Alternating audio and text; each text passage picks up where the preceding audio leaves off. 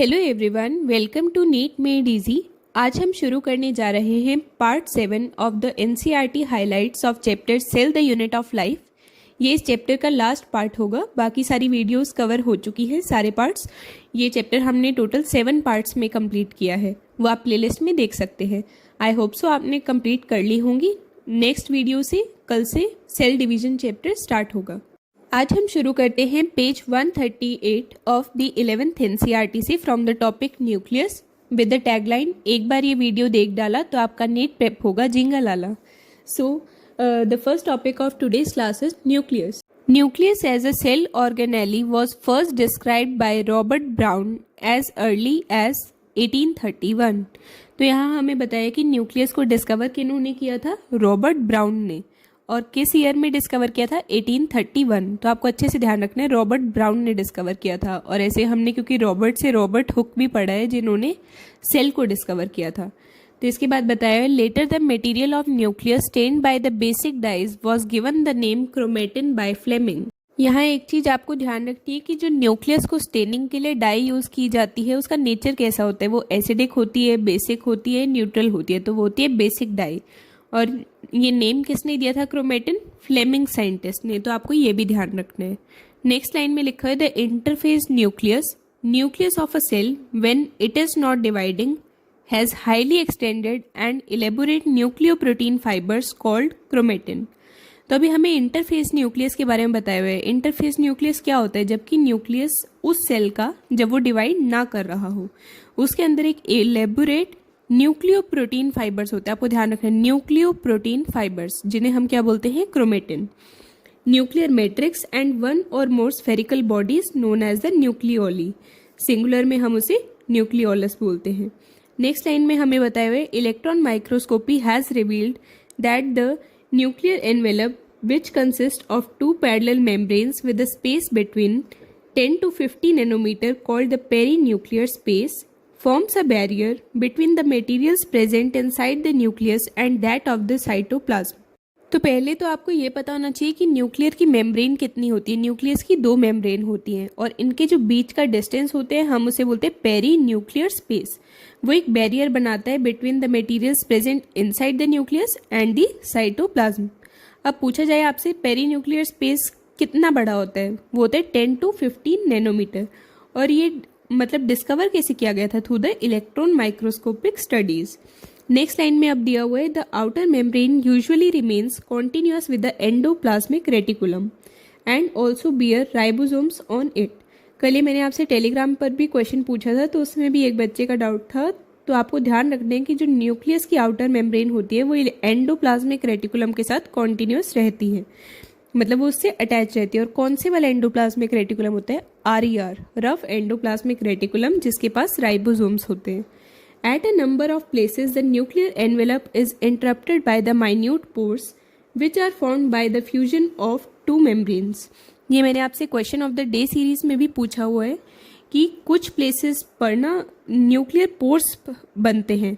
वो पोर्स बनते कैसे हैं? By the clash of membranes, bye the fusion of membranes. तो आपको ध्यान रखना है फ्यूजन ऑफ 2 मेम्ब्रेन्स। जो दोनों मेम्ब्रेन्स होंगी वो जहाँ पर फ्यूज करेंगी आपस में तो वहाँ पर माइन्यूट पोर्स बनेंगे और उन्हें हम क्या बोलेंगे? Nuclear pores.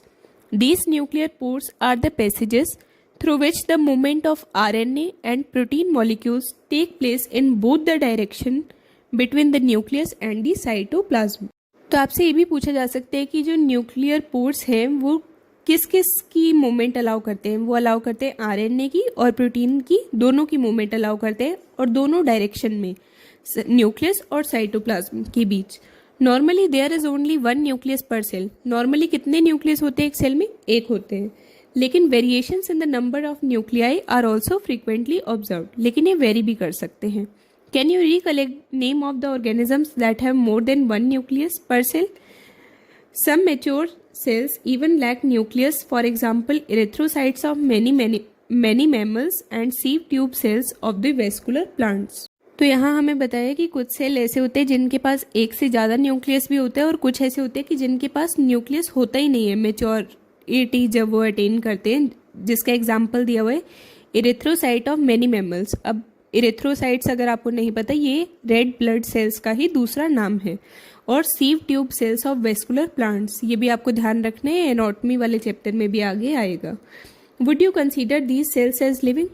क्या आप इन सेल्स को लिविंग कंसीडर करेंगे? हाँ जी, बिल्कुल करेंगे, क्योंकि जिसके पास सेल है तो वो लिविंग है।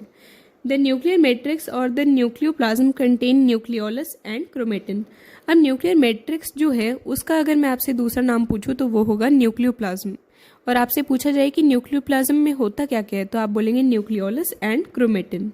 The nucleoli are spherical structures present in the nucleoplasm.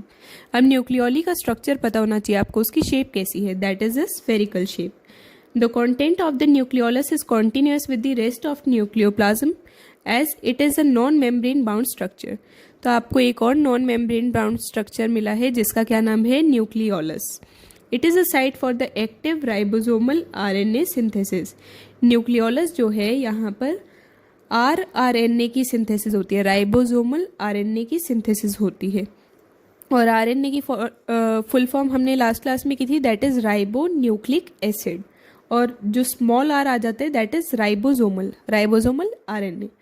Next line में लिखा हुआ है, larger and more numerous nucleoli are present in the cells actively carrying out protein synthesis. जो सेल्स हैं जो प्रोटीन सिंथेसिस कैरी आउट करते हैं उनके अंदर ज़्यादा न्यूक्लियोली प्रेजेंट होती है।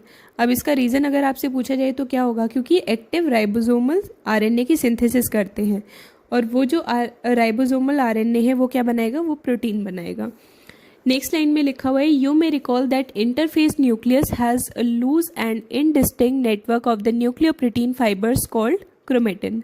अभी हमने जैसे पढ़ा था कि इंटरफेस न्यूक्लियस के पास क्या होता है, लूज और इनडिस्टिंक्ट। डिस्टिंक्ट नहीं है, वो इनडिस्टिंक्ट है। और कैसे फाइबर्स होते हैं, न्यूक्लियोप्रोटीन फाइबर्स, जिन्हें हम क्या बोलते हैं, chromatin. But during different stages of cell division cells show structured chromosome in the place of nucleus. लेकिन अलग अलग जो स्टेजेस आती हैं सेल डिवीजन की, वहाँ पर हमें प्रॉपर फॉर्म में क्रोमोसोम के अरेंजमेंट हो जाती है इन the nucleus.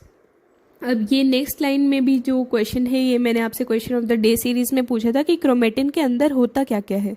Chromatin contains DNA and some basic proteins called histones, some non histone proteins and also RNA. तो आपको ये चारों चीज़ें पता होनी चाहिए कि उनके पास डीएनए भी होता है, हिस्टोन प्रोटीन भी होता है, नॉन हिस्टोन भी होता है और आरएनए भी होता है।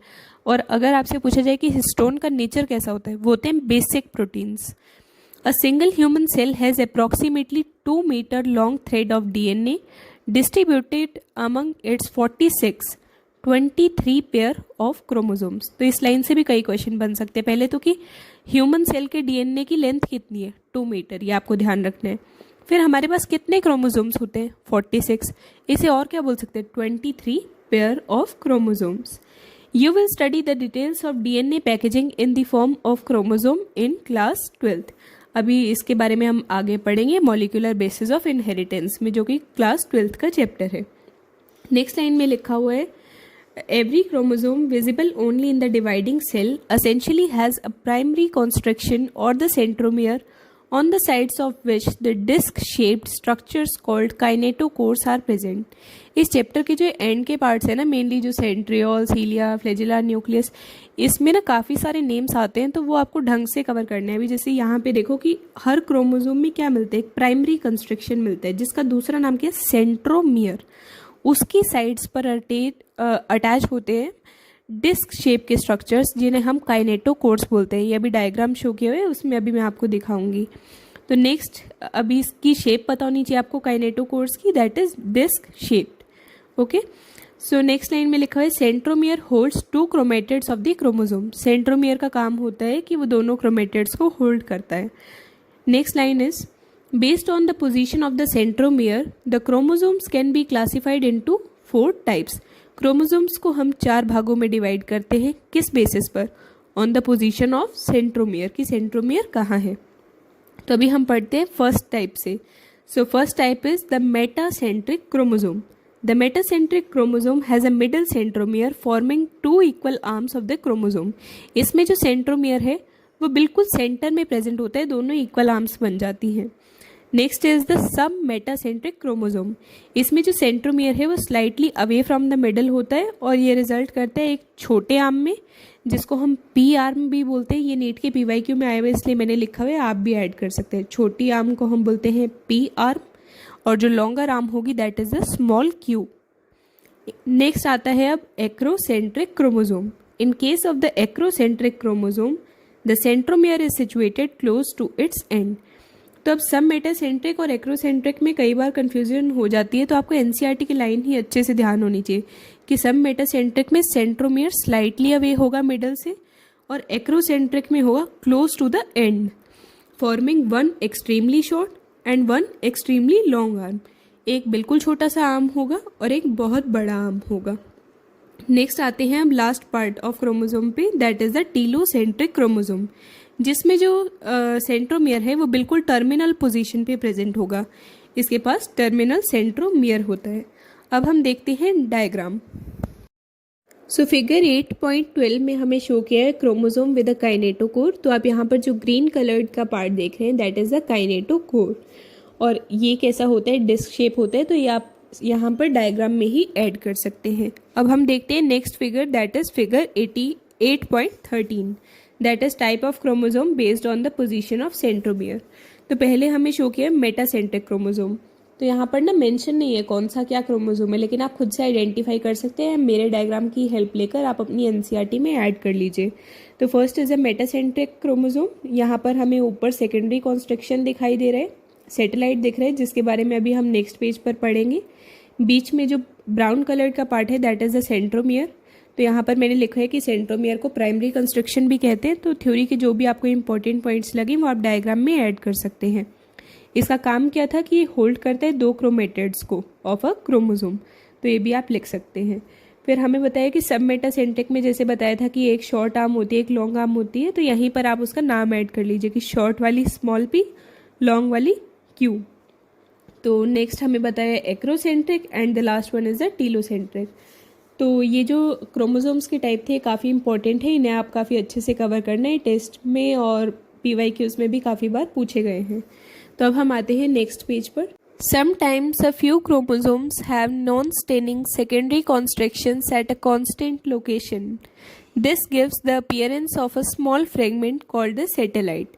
तो जैसे हमने डायग्राम में सैटेलाइट देखा था जो बना हुआ था लास्ट पेज पर, तो यहाँ पर उसके बारे में बताया है कि कुछ क्रोमोसोम्स में, पहले तो आपको ध्यान रखना है कुछ क्रोमोसोम्स में होता है, सब में नहीं होता। और कैसा होता है, स्टेनिंग होता है, non staining, it is non staining. अगर हम स्टेन डालेंगे क्रोमोसोम पर तो ये अपीयर नहीं होगा, सैटेलाइट नहीं दिखेगी हमें। और ये सेकेंडरी कॉन्स्ट्रक्शन के पार्ट होते हैं, नॉन स्टेनिंग सेकेंडरी कॉन्स्ट्रक्शन होते हैं एक कॉन्स्टेंट लोकेशन पर, एक फिक्स लोकेशन होती है। ये एक अपीयरेंस देते हैं हमें छोटे से फ्रेगमेंट की, जिसे सैटेलाइट बोला जाता है। तो आपको ध्यान रखना है non staining secondary construction at a constant location, सिर्फ फ्यू क्रोमोसोम्स में मिलता है और छोटा सा फ्रेगमेंट होता है, इसे हम सैटेलाइट बोलते हैं। अब हम इस चैप्टर का लास्ट टॉपिक पढ़ते हैं, that is a micro bodies. Many membrane-bound minute vesicles called microbodies that contain various enzymes are present in both plants and animal cells. तो यहाँ हमें माइक्रोबॉडीज़ के बारे में क्या क्या याद रखना है वो आप देखिए कि ये मेम्ब्रेन बाउंड होती है, ये ध्यान रखना है। फिर ये माइन्यूट वेसिकल्स होते हैं, इन्हें हम माइक्रोबॉडीज़ बोलते हैं। इनके पास एंजाइम्स होते हैं और ये भी ध्यान रखना है कि ये दोनों में मिलते हैं, प्लांट सेल में भी और एनिमल सेल में भी। इसके बारे में ज़्यादा कुछ नहीं है, लेकिन जितना है वो इम्पॉर्टेंट है, याद करना है। कई बार कंफ्यूज हो जाते हैं कि ये नॉन मेम्ब्रेन बाउंड थे, मेम्ब्रेन बाउंड थी, दोनों में मिलती है, नहीं, तो ये आपको याद रखना है। अब हम आते हैं समरी के ऊपर। सारा चैप्टर हम अच्छे से कवर कर चुके हैं, तो मैं मेनली समरी को रीड करूँगी, जो इंपॉर्टेंट लाइन लगेगी वो मैं आपको बता दूँगी, जो हमने थ्योरी में अगर कवर नहीं की होगी तो। सो summary, all organisms are made up of cells or aggregates of cells. Cells vary in their shape, size and activities/functions based on the presence or absence of a membrane-bound nucleus and other organelles cells, and hence organisms can be named as eukaryotic और prokaryotic। तो यहाँ पर तो simple बताया कि काफ़ी सारे मतलब जो ऑर्गेनिज्म हैं वो सेल से मिलके बने होते हैं, सेल के एग्रीगेट से मिलके बने होते हैं, उनकी शेप अलग अलग होती है, फंक्शंस भी अलग अलग परफॉर्म करते हैं, कुछ मेम्ब्रेन बाउंड होते हैं, कुछ नहीं होते। इसी बेसिस पर हम उन्हें यूकैरियोटिक प्रोकैरियोटिक में डिवाइड करते हैं। तो बहुत सिंपल है। तो नेक्स्ट अब हम पढ़ते हैं typical eukaryotic cell consist of a cell membrane, nucleus and a cytoplasm. तो ये आपको ध्यान रखना कि टिपिकल यूकैरियोटिक सेल में क्या होता है। ये चीज़ें तो मिलती ही मिलती है, cell membrane, nucleus and the cytoplasm. Plant cells have a cell wall outside the cell membrane. The plasma membrane is selectively permeable and facilitates the transport of several molecules. तो जो प्लाज्मा मेम्ब्रेन है वो selectively permeable होती है। अब आप मुझे comments में बताएंगे सेल वॉल की परमिएबिलिटी के बारे में कि वो कम्प्लीटली परमिएबल है, इम्परमिएबल है या सिलेक्टिवली परमिएबल है, क्या है। तो नेक्स्ट लिखा हुआ है and facilitates the transport of several molecules. The endomembrane system consist of ER, Golgi complex, lysosomes and vacuoles. All the cell organelles perform different but specific functions. Centrosome and centriole form the basal body of cilia and flagella that facilitate locomotion. Centrosome और जो centriole हैं वो basal body बनाते हैं सीलिया और flagella की, हमने पढ़ा था। और ये 9+0 अरेंजमेंट होता है बेसल बॉडी का, और सीलिया और फ्लैजेला का कैसा था 9+2 अरेंजमेंट। और ये किस चीज़ में हेल्प करते हैं, लोकोमोशन में, दैट इज़ अ मूवमेंट में हेल्प करते हैं। In animal cells centrioles also form the spindle apparatus during cell division. ये थ्योरी में नहीं आया था, मतलब एग्जैक्ट नहीं था, तो ये आपको थोड़ा मार्क कर सकते हैं कि जो सेंट्रियोल्स है एनिमल सेल्स में वो स्पिंडल एपरेटस बनाती है ड्यूरिंग सेल डिवीजन। वैसे नेक्स्ट चैप्टर में भी आएगा। Next is nucleus contains nucleoli and chromatin network. It not only controls the activities of organelles but also plays a major role in the heredity. Next line में लिखा है endoplasmic reticulum contains tubules और cisternae. तो cisternae जो है ना, ये आपको ध्यान रखना है कि जैसे हमने पढ़ा था कि गोल्गी बॉडी के पास सिस्टर्ने थे, तो यहाँ पर अलग से लिखा है कि एंडोप्लाज्मिक रेटिकुलम के पास भी सिस्टर्ने होते हैं। तो ये इंपॉर्टेंट है, ये आपको याद रखना होगा। They are of 2 types, rough and smooth. वो तो हमें पता ही है, रफ वो होंगे जिनके पास राइबोसोम होंगे, स्मूथ क्योंकि राइबोसोम नहीं होते। ER helps in the transport of substances, synthesis of proteins, lipoproteins and glycogen। तो ER के फंक्शंस बताए, तो यहाँ पर 2 चीज़ें जो मेन थ्योरी में नहीं दी हुई, दैट इज़ अ ग्लाइकोजन और लाइपोप्रोटीन्स की सिंथेसिस, तो वो भी आपको ध्यान रखनी है। The Golgi body is a membranous organelle composed of the flattened sacs. The secretions of cells are packed in them and transported from the cell. तो यहाँ पर हमें गोल्गी बॉडी का मेन फंक्शन बताया, दैट इज़ अ पैकेजिंग, और उसको transport करती है। ये फ्लैटेंड सेक्स से मिलके बनी होती है, जिन फ्लैटेंड सेक्स को हम क्या बोलते हैं, that is cisternae. Next is lysosomes are single membrane bound structures containing enzymes for the digestion of all type of macromolecules. तो आपको ध्यान रखते हैं कि lysosome single membrane bound structure होते हैं, इनके पास एंजाइम होते हैं for the digestion of all type of macromolecule, all type. तो ध्यान रखने कि वो हर टाइप के मैक्रोमोलिक्यूल को डाइजेस्ट कर सकते हैं। Next is ribosomes are involved in the protein synthesis. ये तो सबसे इजी क्वेश्चन होता है इस चैप्टर का, राइबोसोम का फंक्शन सबको पता होता है। दे अकर फ्रीली इन द साइटोप्लाज्म और आर एसोसिएटेड विद ER। और कहाँ पे मिल सकते हैं, हमने पढ़ा था माइटोकॉन्ड्रिया में भी मिलते हैं, क्लोरोप्लास्ट में भी मिलते हैं। Next is mitochondria also help in the oxidative phosphorylation and in the generation of adenosine triphosphate. अब ये एडिनोसिन ट्राइफॉस्फेट क्या है, ATP है, energy currency of the cell. तो इसे बस फुल फॉर्म में लिखा है, तो आपको कई बार लगता है ओ ये क्या लिखा हुआ है, तो आपको फुल फॉर्म और शॉर्ट फॉर्म दोनों पता होनी चाहिए। और माइटोकॉन्ड्रिया का function that is the oxidative phosphorylation. They are bound by double membrane. ये डबल मेम्ब्रेन बाउंड स्ट्रक्चर होते हैं। The outer membrane is smooth and the inner one folds into several cristae. क्यों फोल्ड करती है, सरफेस एरिया इंक्रीज करने के लिए। नेक्स्ट हमें बताया प्लास्टिड्स के बारे में। Plastids are the pigment containing organelles found in the plant cells only. सिर्फ प्लांट सेल्स में मिलते हैं, लेकिन एक चीज़ और हमने पढ़ी थी, प्लांट सेल्स के अलावा क्या पढ़ा था हमने, यूग्लिनोइड्स में भी मिलते हैं। ये मेन थ्योरी में दिया हुआ है, तो आपको दोनों तरीके से पता होना चाहिए क्या क्या लिखा हुआ है NCERT में। In plant cells chloroplast are responsible for trapping light energy essential for the photosynthesis. तो प्लांट सेल्स में इनका मेन फंक्शन क्या होता है कि ये ट्रैप करते हैं लाइट एनर्जी को for the function of photosynthesis. Next हमें बताया the ग्राना in the plastid is the site of light reaction and the stroma is the site of dark reaction. तो ये आप फोटोसिंथेसिस चैप्टर में भी पढ़ेंगे, यहीं से याद कर सकते हैं कि लाइट रिएक्शन की साइट क्या है, दैट इज ग्राना, और डार्क रिएक्शन की साइट है stroma. The green coloured plastids are chloroplast. Green colour के प्लास्टिड्स का क्या नाम होता है, क्लोरोप्लास्ट होते हैं। ये मिलते कहाँ पर हैं, थाइलाकॉइड्स में। विच कंटेन क्लोरोफिल, जो क्या कंटेन करते हैं, क्लोरोफिल। ये एक ग्रीन कलर का पिगमेंट है। Whereas the other coloured plastids are chromoplast. जो बाकी कलर वाले प्लास्टिड होते हैं उनका नाम होता है क्रोमोप्लास्ट। विच में contain pigments like carotene and xanthophyll. अब आप बताएंगे कि ये जो कैरोटीनॉइड पिगमेंट्स हैं ये फैट सॉल्यूबल है, वाटर सॉल्यूबल, ये आपको देखकर बताना है, इसी चैप्टर में दिया हुआ है। The nucleus is enclosed by the nuclear envelope, a double membrane bound structure with the nuclear pores. Nucleus double membrane bound structure होता है, उसमें न्यूक्लियर पोर्स भी होते हैं, जो कैसे बने थे, फ्यूजन ऑफ टू मेम्ब्रेन से। तो आपको सारा कुछ ना इंटरकनेक्ट करके पढ़ना आना चाहिए कि हाँ हमने ये भी पढ़ा था, ये भी पढ़ा था। अब जैसे पूरा चैप्टर कवर हो गया तो सब कुछ आपको धीरे धीरे रिकॉल हो रहा होगा समरी पढ़ते हुए। The inner membrane encloses the nucleoplasm and the chromatin material. जो इनर मेम्ब्रेन होती है न्यूक्लियस की, उसके अंदर होता है न्यूक्लियोप्लाज्म और क्रोमेटिन का material. The cell is the structural and the functional unit of life. तो इस तरीके से हम करते हैं अपने चैप्टर की समाप्ति। Thank you so much. I hope so आपको अच्छे से चैप्टर बहुत अच्छे से क्लियर हो गया होगा। हमने इसे 7 पार्ट्स में कवर कर लिया है। अभी संडे आएगा तो उस दिन कोई वीडियो नहीं आएगी एनसीईआरटी एक्सप्लेनेशन की, तो उस दिन बैठकर आप अच्छे से पीवाईक्यूज इसके कंप्लीट कर लीजिएगा और एनसीईआरटी एक बार फिर से पढ़ लेना। और जो टॉपिक आपको लगे कि आपको मुश्किल लगते हैं उन्हें तो मतलब लिख कर भी देख लेना। और इस चैप्टर के डायग्राम मतलब बहुत इंपॉर्टेंट है, ऑलमोस्ट हर डायग्राम से क्वेश्चन आया हुआ है पीवाईक्यू में, तो वो भी बहुत अच्छे से कवर कर लेना। बाकी आप डेली टेलीग्राम सेशंस अटेंड कर लिया करें, जो क्वेश्चन सेशंस होते हैं रात को 9 बजे। बाकी कल से हम शुरू करते हैं cell division. Thank you so much.